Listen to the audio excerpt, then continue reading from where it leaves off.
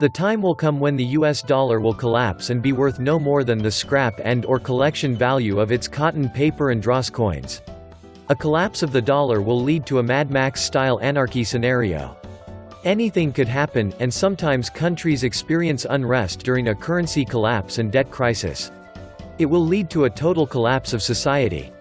The effect of devalued dollar reserves on foreign countries is less clear and probably depends on each country. In case of a major systemic collapse, your best bet is probably to go for rural areas.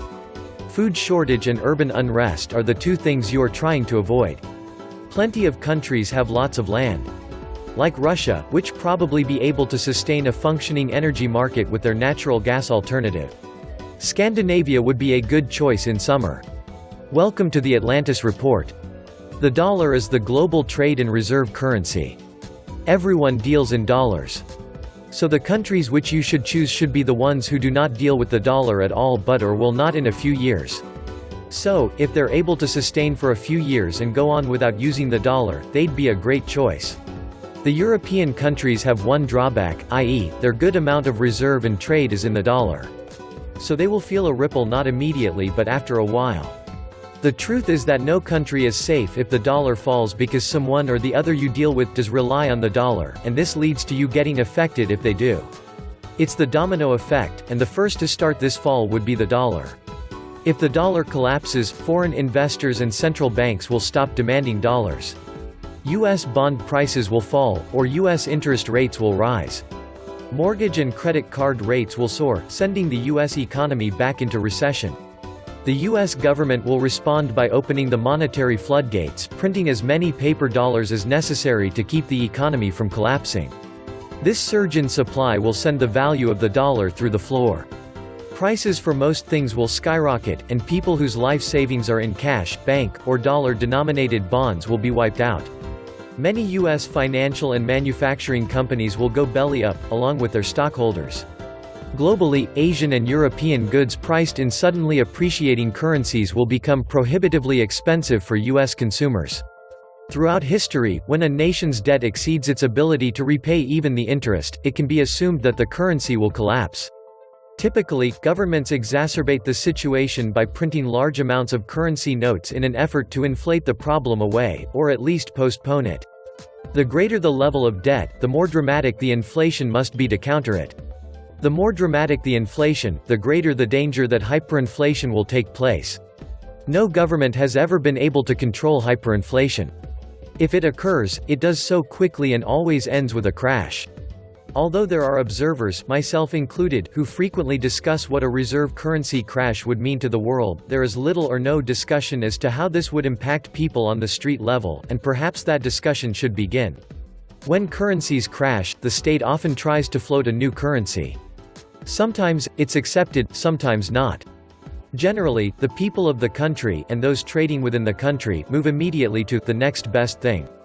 In 2009, when the Zimbabwe dollar crashed, several currencies were used, but the US dollar was the clear favorite, as it was the world's reserve currency and, therefore, the most spendable currency. No wonder, the Zimbabwean government fought the use of the dollar, as they wanted to retain control of the economy and the people. People were, therefore, penalized for using the US dollar and other currencies. And that's what most governments do, but here's where that idea usually falls down. First, the black market currency is so desired by the now jaded citizens that they do all they can to avoid the new official currency. Soon, most transactions, although illegal, are undertaken in the black market currency. Second, since no one really wants the new currency, even the political leaders are soon using the black market currency. Eventually, the black market currency is legalized since it's the only truly workable solution, and it often becomes the unofficial currency, if not actually the official one. First, the euro crash. It's safe to say that the EU, the US, and quite a few other jurisdictions are nearing currency crashes, and in all likelihood, the euro will go before the dollar. So, unless the EU has already prearranged a new euro, the US dollar might well be chosen as an immediate solution to the problem, as the US dollar is presently recognized and traded throughout Europe. Therefore, a relatively painless transfer could be made. Then, the dollar crashes. However, the dollar, which is presently praised as being a sound currency, is really only sound in relation to the euro and some other lesser currencies. Once its less stable brother, the euro, collapses, the dollar will be exposed. As the US dollar is a fiat currency and is on the ropes, the US, and any other country that is using the dollar as its primary currency when the time comes, will experience a currency emergency at the street level that will be unprecedented. The big question that is generally not being discussed is, the day after the crash, and thereafter, what will be the currency that is used to buy a bag of groceries, a tank of gas, a meal at a restaurant? Certainly, the need will be immediate and will be on a national level in each impacted country, affecting everyone. And then, I have discussed for some time that the US will be prepared ahead of time with a new electronic currency. This will serve three purposes. It will allow the US government to blame paper currencies for the crash, in order to distract the public from recognizing that the government itself is the culprit. It will allow the US government to create a currency system that disallows the holding of tradable currency by the population. That is, a debit card would be created by banks through which all transactions must pass, assuring that all transactions are processed by, and thereby subject to the control of, a bank. It will allow the US government to have knowledge of every penny earned and spent by any individual or organization, allowing for direct debit income taxation. If the US does institute such a system, US citizens will then become the most economically controlled people in the world, overnight. It's likely that a black market system would spontaneously be created by US citizens in order to bypass the new government system. A portion of daily trade would occur under the table. It would unquestionably be made illegal, and we can only speculate as to how prevalent it would become. 10% of all transactions? 30%? Anyone's guess. Surely, the government would crack down, and penalties might become severe. Anywhere else in the world, there would be greater freedom, but what would their currencies be? There are many countries that presently use the US dollar as one of their official currencies. After a crash, the greater the link to the US dollar, the greater the loss of economic freedom, although, in most such countries, the government is likely to be less efficient than in the US, which would work in favor of the individual. Such countries would also have the alternative of switching from the dollar to another dominant currency. With the euro and dollar gone, that currency might be the Chinese yuan. The difficulty with this possibility is that, presently, the yuan is not in common use on the street. Adoption of a currency such as a yuan would require a sudden switch in monetary policy, complete with teething problems. Nonetheless, recent developments amongst the BRICS and others indicate that many countries are already seeing the writing on the wall and are readying themselves for the use of the yuan as an alternative. A return to precious metals as currency? A further possibility is taking place in Mexico today. Mexico is remonetizing silver. A 1-ounce pure silver Libertad coin will function in parallel to, and be interchangeable with, the existing paper peso. Banks will value the Libertad daily, based upon the silver price. Thus, Mexico will create a legal way for its citizens to protect themselves against the devaluation of the peso, whilst creating internal protection against currency crashes in other countries. If the Mexican government remains persistent in its plan, it will do more than simply help stabilize Mexico economically. It will serve as an example to other countries that, when the Goliaths of the euro and US dollar fall, there is a very sound alternative. Further, the more countries that follow this policy, the more silver, and for that matter, gold, would become an international currency. It would matter little to a gas station owner in Canada, Australia, or Chile whether his till was filled with coins marked Mexico, or whether they said Iceland, New Zealand, or South Africa. After all, an ounce of silver is an ounce of silver, no matter what the issuing country is. As the great unraveling proceeds, we would be wise to monitor what happens with the Libertad in Mexico and watch for a similar return to precious metals in other jurisdictions. As this development progresses, we might wish to consider that, whatever jurisdictions are the most forceful in demanding the continued use of doomed paper currencies, or, worse, transferring into electronic currencies, we may choose to store our wealth, no matter how great or small, in a safer jurisdiction. Further, we may choose to reside in a jurisdiction where a currency crisis will be less likely to occur, to live under a government that does not seek to monitor and tax our every economic transaction. Unfortunately, there's little any individual can virtually do to change the trajectory of this trend in motion. The best you can and should do is to stay informed so that you can protect yourself in the best way possible, and even profit from the situation. We think everyone should own some physical gold. Gold is the ultimate form of wealth insurance. It's preserved wealth through every kind of crisis imaginable. It will preserve wealth during the next crisis, too. But if you want to be truly crisis-proof, there's more to do. Most people have no idea what really happens when an economy collapses, let alone how to prepare. Given the global nature of the world market, particularly how oil is denominated in the US dollar, it's presumably that every economy will be considerably impacted. A shift to an international currency would probably occur quite quickly, one that includes a basket of currencies and a considerable amount of precious metal backing, gold and silver. Countries are also likely to bypass the US dollar and enter into direct trade deals with each other. China has already started this with Russia, Brazil, Australia, and a number of other countries. This lowers the impact of US dollar exposure. Job stability. Jobs that have exposure to American exports will definitely be the hardest hit, so manufacturing, etc. Additionally, a lot of the global innovation industries such as IT, biotech, entertainment, etc. will be hit hard, as will international finance, which involves US transactions. Jobs least likely to be impacted will be those that cater to local needs such as local agriculture and essential service industries. Little to no social unrest. This will depend heavily on the following, I think: availability of food, water, and essential services. One would prefer a country that is rather isolated, to avoid influxes of refugees that would create disturbances, has a stable democratic government, and has an efficient police force and army as last resort at maintaining the peace, and can maintain essential services without relying on external countries: water, sewage, electricity, food supply chain. Good availability of food and water, this is likely the biggest concern. Some people say that society is only ever 3 meals away from collapse. That might be overstating it, but highest on the list of concerns during a global collapse, instability caused by something like a rapid US dollar decline would be the accessibility of food and water.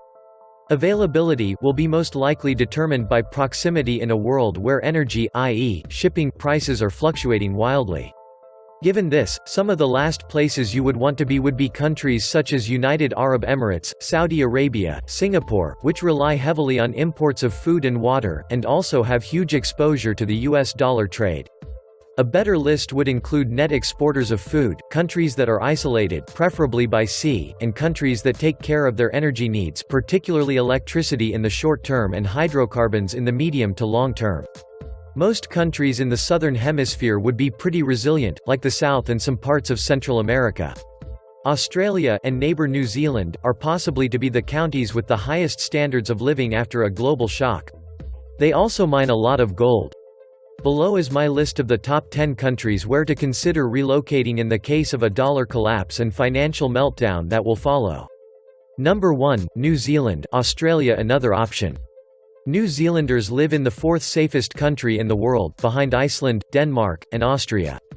6 out of the top 10 most peaceful countries were European, according to the 2015 Global Peace Index published yesterday by the Institute for Economics and Peace. The study ranks 162 nations based on factors like the level of violent crime, involvement in conflicts, and the degree of militarization. New Zealand was named 4th safest, down from 2nd last year, and ahead of Switzerland in 5th, and Australia in 9th. Political and social stability, relative race harmony, geographical isolation and low levels of corruption and crime were behind the ranking. This is an exceptionally uncorrupt, honest, and decent society, and compared to other countries, this country is incredibly safe. Most of the safest countries had small populations and were based on strong welfare state principles. If you ever get sick or are in a car accident, you won't be asked to produce a credit card before you get treatment.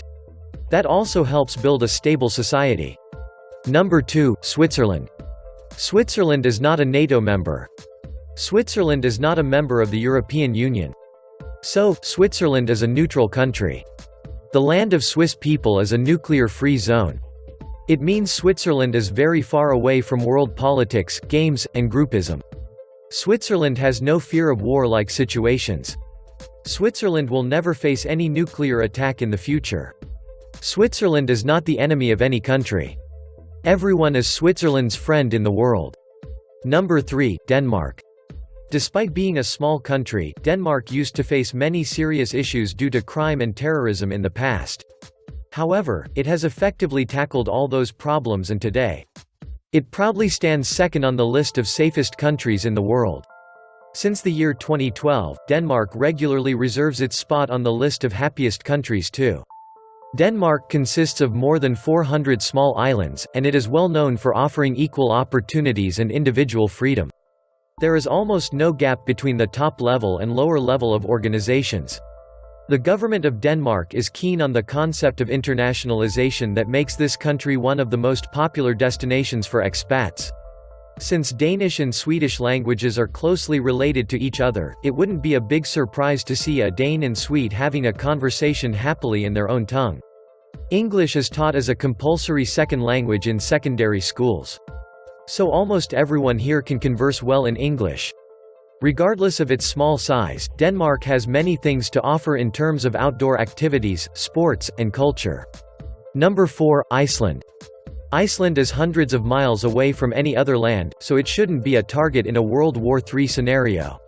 What's more, it's a great spot for fishing, so survivors would have an abundant food supply to keep them going until the world is rebuilt. Iceland is a safe and beautiful country, which could be a lifesaver in the event of World War III. Number 5, Canada, but outside of populated areas.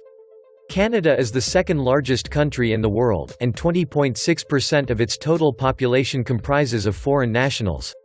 Let alone, it is claimed to have the highest immigrants rate per capita in the world. Although this factor alone is more than enough to call it the safest country in the world, it has a lot more other lucrative factors. The healthcare system in Canada is highly commendable. It offers universal public health insurance to all citizens and permanent residents at zero cost. By using this Medicare, one can have access to the universally high standard treatments at both private and public hospitals. This system has inspired many people who suffer from chronic conditions to move to this country for healthcare purposes. However, people with temporary residency can't avail the same benefits. When it comes to employment, it offers enormous scope with many open positions in energy sectors, in the communication industry, real estate, and financial services. People at Churchill, part of Canada, leave their car in unlocked status, in order to give escape for the persons who might encounter polar bears. Canada has 1/5 of the world's freshwater. This water count is accumulated from its 250,000 lakes. Their quality of tap water is often better than our bottled water. Canada is being the world leader in producing hydroelectricity. Canada has never been a target of terrorism. All this makes Canada one of the safest countries in the world. Number 6, Hawaii, but not in the populated areas. Hawaii is much safer than most of the USA in terms of crime. Number 7, Costa Rica. Costa Rica is the best Latin country to live, work, and invest. It is considered to be the Switzerland of the Americas. It is also considered the Silicon Valley of Latin America. It has the highest literacy rate of all Latin America, it's at 97%, that's higher than the US. It has the best healthcare in Latin America, much more affordable than the United States. It is one of the most biodiverse countries in the world. Number 8, Chile. Chile is one of the most advanced countries in South America. Chile is a first world alternative in Latin America, with Latin America's highest standard of living. In fact, throughout the Americas, only the United States and Canada rate higher for the overall standard of living. The water is drinkable, the phone and internet are fast and reliable, and the public transit system is modern and efficient. The highways are modern, fast, and well maintained. Number 9. Argentina, Patagonia. Some parts of it largely remain untouched and pristine. The farmland here is still cheaper than other places in the world. The strength of nature is very ever-present here, from the majestic Andes to the lonely cliffs by the seaside.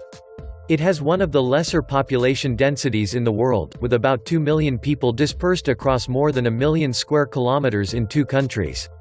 Number 10, Slovenia.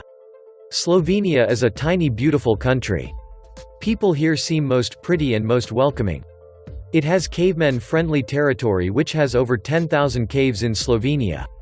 Practically Slovenes have an abundance of self-confidence, have great respect for each other, and are broad-minded people. So no wonder why it's on the safest countries list. Slovenians love their towns. Their capital Ljubljana can be translated into the loved one. It has coastline around the only 46 kilometers, but the entire coastline is like heaven made. It is the safest country not only for humans but for animals too. This is the reason why Slovenia still has over 400 brown bears.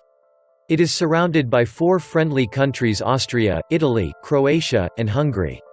Thus it doesn't need to involve in a fight with any country. Half of Slovenia's surface is filled with forest, 10,000 square kilometers. It is the third most wooded country in Europe. Slovenes have 53.6% protected land, which is higher than any other country except Venezuela in the world. This was the Atlantis Report. Please like, share, and subscribe. Thank you.